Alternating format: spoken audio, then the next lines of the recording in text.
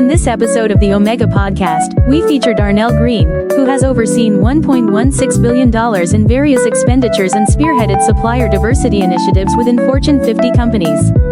He is presently assisting small businesses in making informed decisions and establishing connections with larger corporations, offering insights into the journey, strategies, and accomplishments. Welcome to the Omega Podcast with Darnell Greene, who is a seasoned business strategist who helps small and mid-sized businesses connect with major corporations to navigate the complexities of doing businesses at scale. Leveraging more than a decade of experience in merchandising, leadership, supplier diversity, and corporate strategy, he now consults with entrepreneurs to position them for sustainable growth and stronger decision-making. Darnell, it is such a pleasure to have you on the Omega Podcast. Keenan, thank you so much for having me. I appreciate your time. Absolutely. It is such a pleasure to have you here. I know that our listeners are eager to learn more about supplier inclusion and logistics at scale. It is definitely a hot topic in this current business marketplace, but there are so much information that's out there pertaining to tariffs, logistics. There's so much happening on an international scale when it comes to suppliers. But before we get into all those details, can you share a little bit more about yourself to our listeners? Sure, absolutely. And again, thank you for having me. As you stated, my background is primarily merchandising, strategic sourcing, category management. Spent some time in the military, served about 8 years. And then around six years ago, took on the role to stand up supplier diversity, really leveraging my merchandising and strategic sourcing experience to help smaller suppliers grow to scale, just as you stated. Happily married, I should say. I have 2 lovely kids. We live in Katy, Texas. Beautiful. And I know Texas is very fortunate to have you. Thank you so much.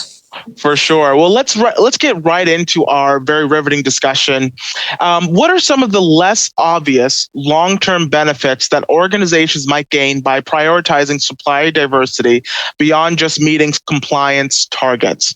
Now, that's a full question. Yeah, yes, it is. And, essentially, Keenan, it's really not just about meeting a quota, right? It's about building relationships that spark fresh ideas, to open new markets and to make sure that the business remains more adaptable. I would akin it to future-proofing your supply chain, just to simplify it. Fantastic. Definitely future-proofing supply chain is very critical, especially in this time and age that we're in. I know for a lot of the business owners that I speak to, that's one of their main concern is if due to tariffs, due to the price hikes or inflation, that it wouldn't be feasible for them to be able to do business with different markets due to that. But future-proofing their business is definitely an integral part to that process. But when it comes to strengthening operations, as you are so good at, or refining go-to-market strategies, what might be an internal or external challenge that these organizations typically encounter when first attempting to champion and implement a supplier diversity initiative? Yeah, wow, that's a mouthful simply because it's twofold, right? I mean, internally, you have individuals that may not understand why supplier inclusion, why it even matters. And then externally, the suppliers may not have the same access or even the resources or networks to even compete with larger suppliers. So it's really making sure, number one, that the inside individuals of the company understand why it matters. And then outside, the smaller suppliers need to understand that those resources can be made available through successful mentorship programs, through successful supplier development opportunities. And our own systems can even make it harder. And when I say our, I mean company systems can make it harder for the suppliers to compete without even realizing it based on their current systems and processes. So it's really important, Keenan, to make sure that, again, internal, they understand why it's important, but external, making sure that you communicate of the resources that are made available to suppliers so they can effectively compete for business. For sure.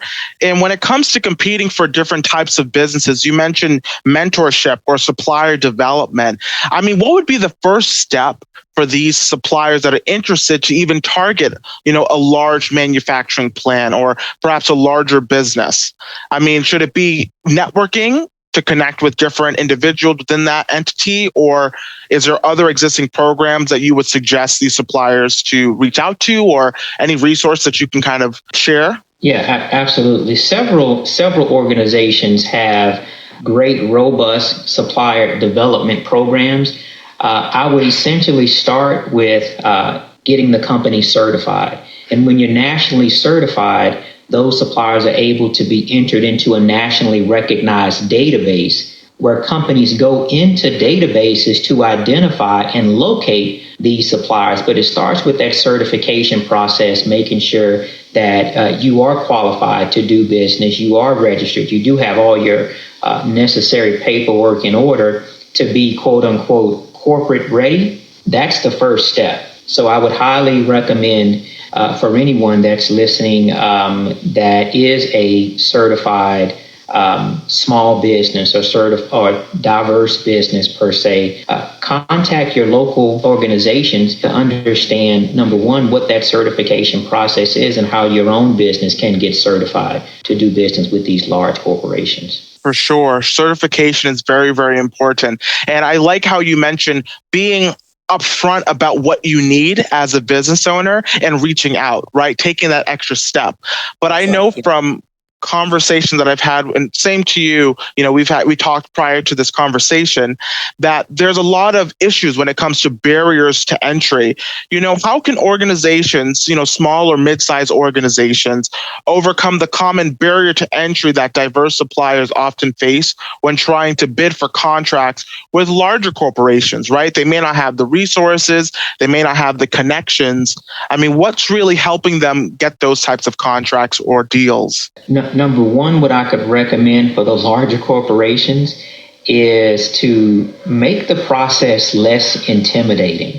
If you are outside of the company, you're not familiar with the corporate speak, the large corporation acronyms. Make the process less intimidating, drop the jargon, simplify the process just to help suppliers to understand what they're looking for before they even go through the bidding process. And on the supplier side, I would encourage a supplier or a vendor to be comfortable with asking those uncomfortable questions, i.e., I don't understand. And you'd be surprised at the time that a supplier can get from a procurement organization, a procurement team, if the supplier picks up the phone or reaches out to ask those simple questions. So two things on, internal and external. Ask the questions and, from the corporations, drop the corporate jargon.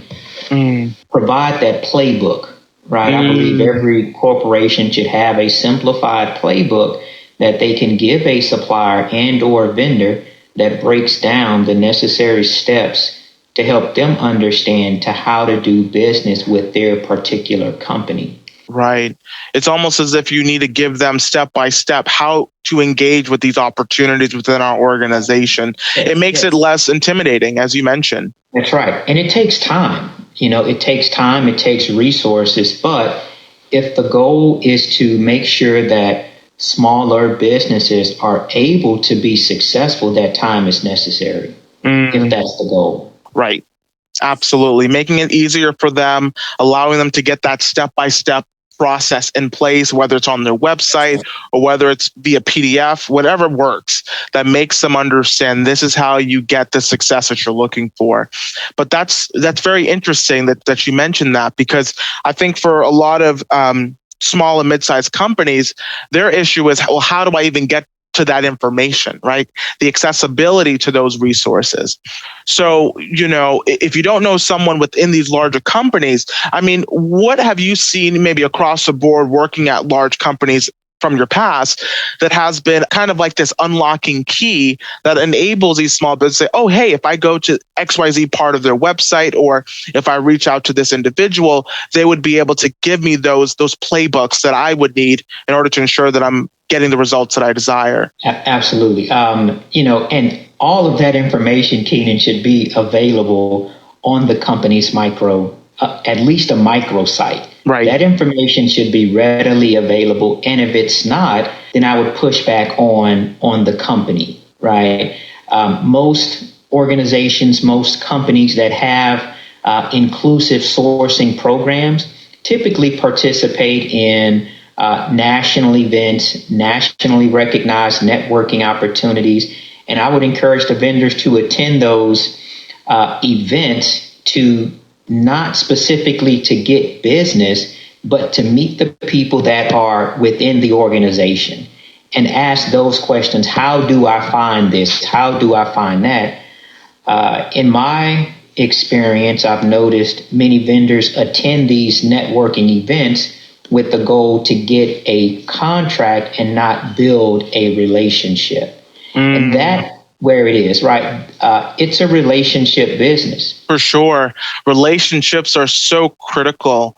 And some small business owners, mid-sized company owners may say they don't have the time to, get on Zoom calls or to establish those deeper professional relationships to assist them in those processes. But as you mentioned, those are crucial. So making time or allocating the time to be intentional about reaching out or going through the process, because that will help you and assist you with getting those playbooks, as you mentioned earlier. I mean, how do you believe companies ensure that its efforts to find diverse suppliers are genuinely inclusive and not just performative or focus on easily identifiable demographics? So I want to be very careful when I speak this. True inclusion is not dedicated to a particular demographic, right? True inclusion is to make sure that everyone has equal access to compete for the business. And I think that this has gotten twisted in believing that inclusion programs make it easier for smaller suppliers, more diverse suppliers to win business, when it should be the purpose of these activities is to make sure that the opportunity is made available for everyone to compete in, right? So, true inclusion means casting that wide net, right? It's not just working with women-owned businesses, minority-owned businesses. It's about considering all businesses that are qualified and capable to compete for the business. It's about establishing that win-win relationship between the company and the supplier, right? So it's also about how you engage, right? Are corporations giving real opportunities to help suppliers grow? And I think that's the bigger question, right? Are companies really giving true opportunities, or are companies giving vendors or suppliers a seat at the table without giving them the chance to place an order? That's very fair to say. And I really appreciate you mentioning, are companies giving opportunities to these businesses to grow, right? Are you providing that opportunity for other small, mid-sized companies to be able to get a leg up within their own business? And oftentimes that's not necessarily the case, right? So how do you make yourself available to that, or at least aware of your business structure in order to ensure that you're able to share that?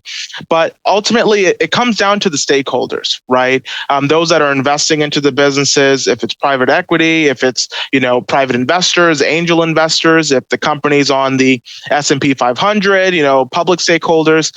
But if there are internal stakeholders, this is beyond the procurement department. How can it effectively engage and incentivize to support and champion an inclusive procurement strategy, right? To ensure that these suppliers are able to get these opportunities without it being such a laborious process? Simply put, if companies want a successful supplier inclusion program to stick, it can't just be a procurement thing, right? It has to involve marketing. It has to involve operations, finance. Everyone has a role in this process. It's not just procurement's responsibility, because at the end of the day, everyone has, or everyone should have, some stake in the game. Right. For example, marketing can highlight suppliers through campaigns, but now the operations, they have to test it, right? They have to bring in the new products. And when people see how these services or products perform, that impacts the company's story. So it's everyone's job, and we should get away from procurement's responsibility. We really need to step away from that, because at the end of the day, I hope I'm making this point clear. If supplier inclusion is done right, there would be no need for supplier inclusion programs, right? If it's done right, there's no need to have a program or a process if we're truly being inclusive. We are eager to present this episode and look forward to your feedback on the impact of purpose-driven leadership.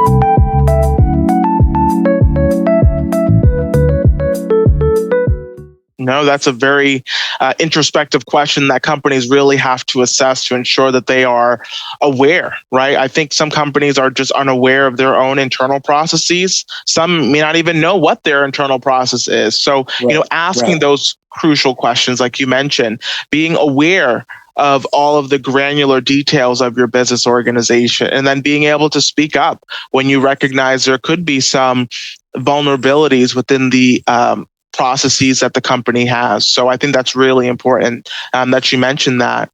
But in an age of acceleration pertaining to artificial intelligence, agentic solutions, you have different iterations of OpenAI's ChatGPT coming out. In what specific ways can digital transformation tools and technologies revolutionize how organizations manage and expand their supplier diversity programs? So I would start out answering that question by saying the technology takes the guesswork out of not only finding the suppliers, but also tracking the suppliers, right? And we've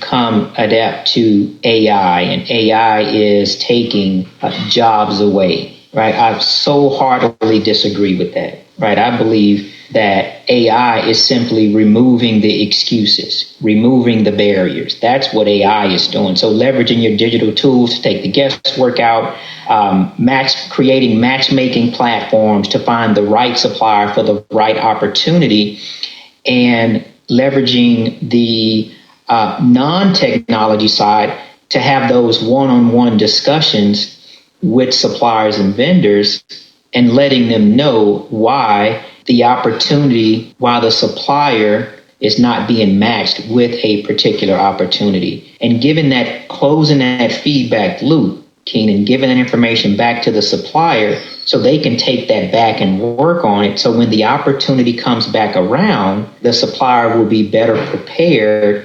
to compete for that business, right? So leveraging the technology, but also closing the feedback loop to, again, make the suppliers, or putting them in a better position to compete the next time around. So it's twofold. Right.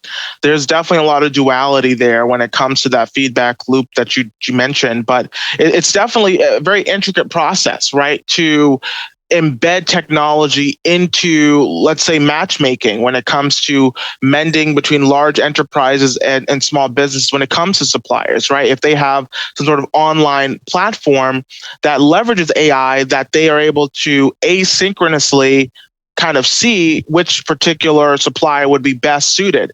But then you run into an issue. You run into an issue of bias, limited resources. If a particular account doesn't have all the details filled out, you're kind of limiting the amount of companies that are able to even engage with your business. So being aware about those. And again, it goes back to your previous response, being able to have that relationship with the people behind the technology that will help ensure that you're being put in front of the right people. I mean, do you have any thoughts about that? No, you're spot on, right? I've seen it from both sides. You can have a platform and suppliers and vendors alike will bypass the process or bypass the platform because it's too time consuming to enter in the data. Well, if that data is being leveraged to connect you with the right opportunity, then you're missing the purpose of entering the data. The challenge is you have suppliers and vendors that go through the process and it goes into a black hole. And that's where you hear, well, I've tried this way before and it doesn't work. That's where technology needs to close the gap. It's making sure that all systems are connected internally within these large corporations to make sure that data flows, making sure that it flows from the entry point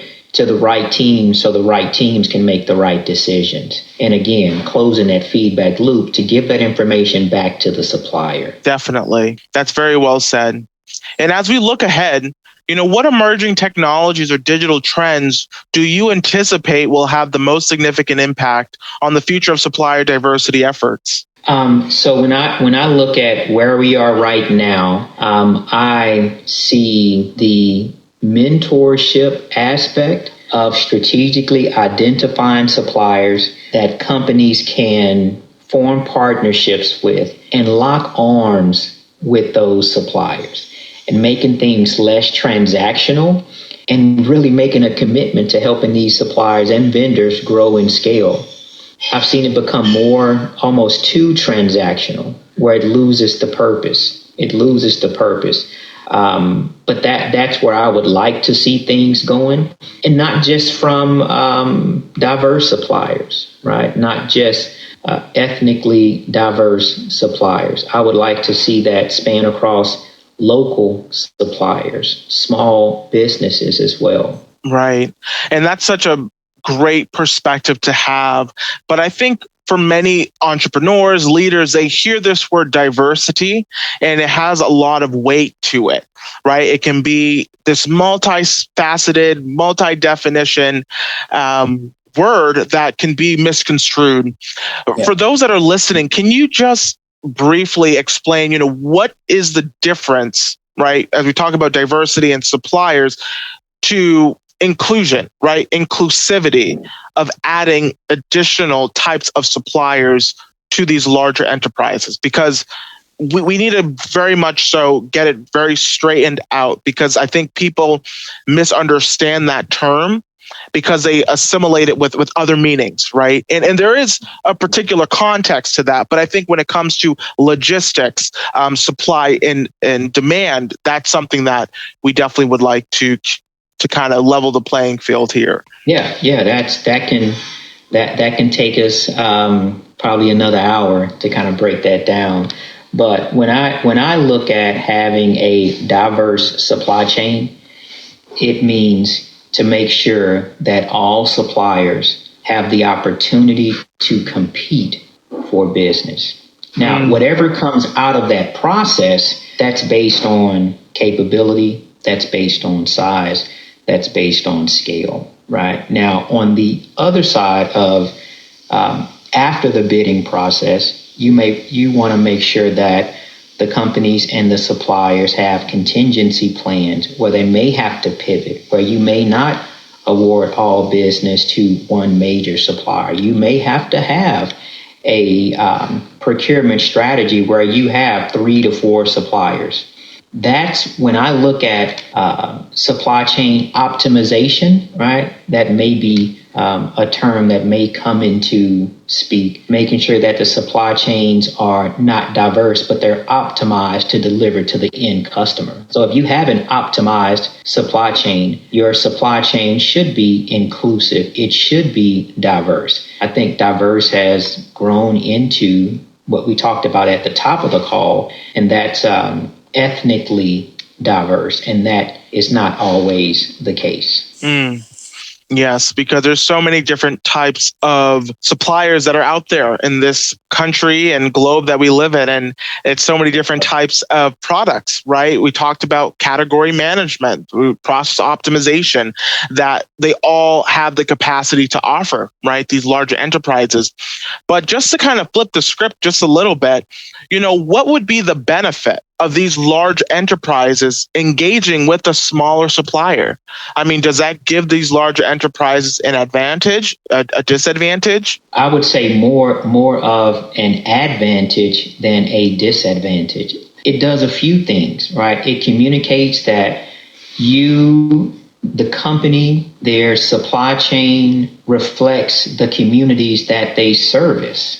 Right, when you have a diverse supply chain, smaller suppliers, they have proven themselves to be more nimble, more responsive, even more competitive when it comes to getting their fair share of a company's business. Right, I've experienced time and time again where larger suppliers or vendors are not willing to have that hand-holding customer service that smaller suppliers and smaller vendors are able to give or even want to give.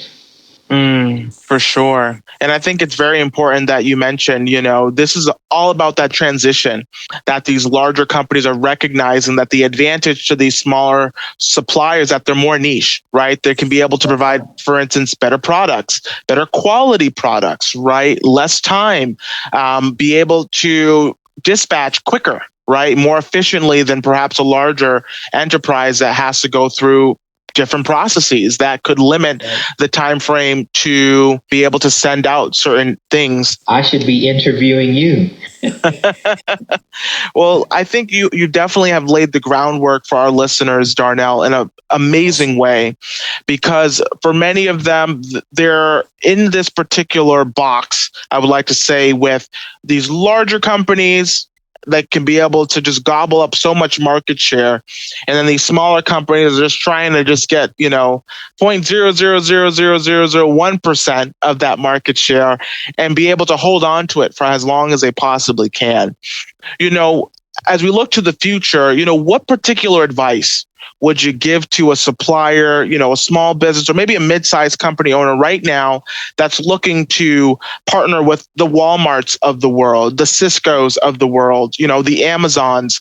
What particular insight or advice would you kind of share with them on their journey? One piece of advice would be to understand the company that you want to do business with. Time and time again, I have mentored suppliers and vendors that truly did not understand the company that they wanted to do business with internally, the processes, understanding the language, the jargon, how to compete.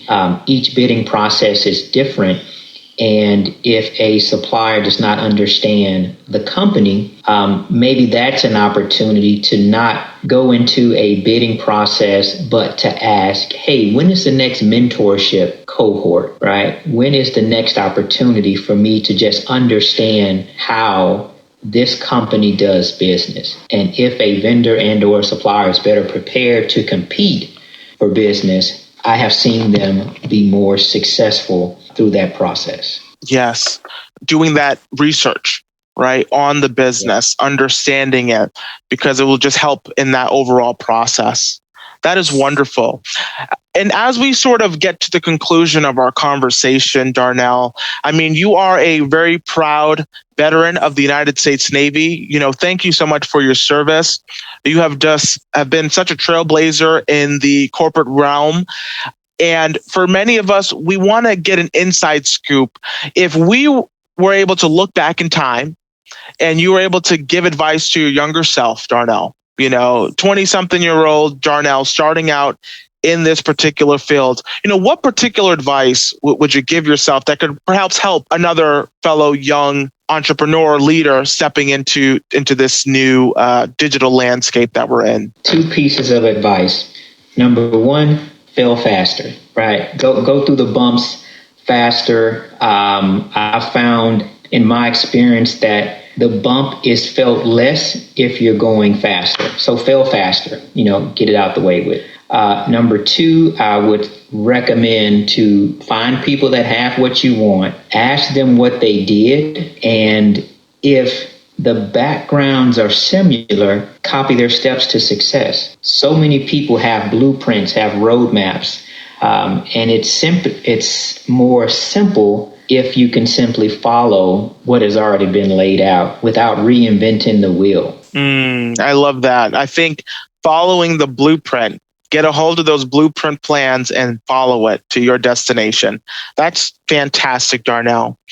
Are there any last comments, thoughts that you would like to leave our listeners with? Keenan, thank you for this opportunity. Thank you for the platform, everything that you're doing. You said great things about me, but I'm just going to throw it back at you. Continue to blaze the trail, continue to make a name, and I look forward to seeing you at the top. Well, thank you so much, Darnell, for those kind words and for also being on the Omega Podcast. Thank you so much.